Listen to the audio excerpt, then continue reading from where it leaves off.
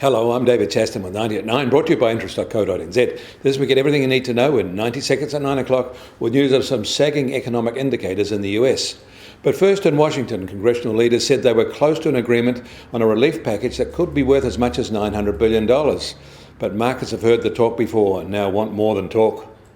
Legislators are attempting to complete both a pandemic aid package and a catch-all federal spending measure before government funding lapses at the end of this week. Meanwhile, American retail sales fell in November in a surprisingly large decline. A flat result was expected from October, but a 1.1% fall was recorded.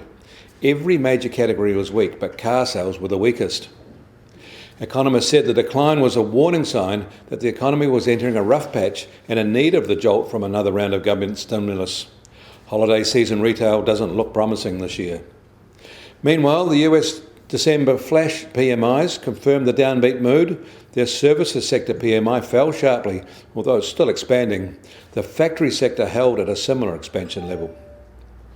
And in a departing shot, the Trump Treasury Department labelled Switzerland and Vietnam as currency manipulators and added Taiwan, Thailand and India to a watch list that now includes 10 countries.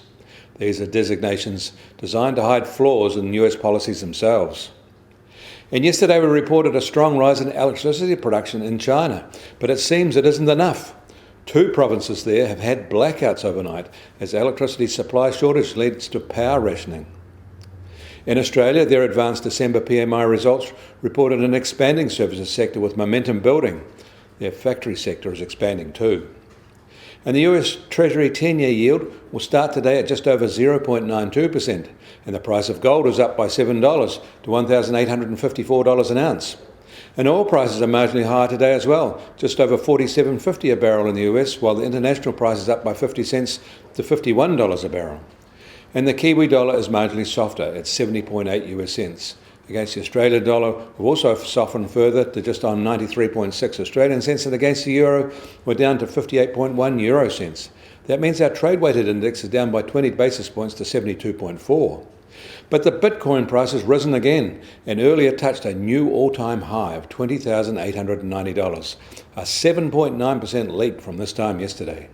I'm David Chaston. That was 90 at 9, brought to you by interest.co.nz.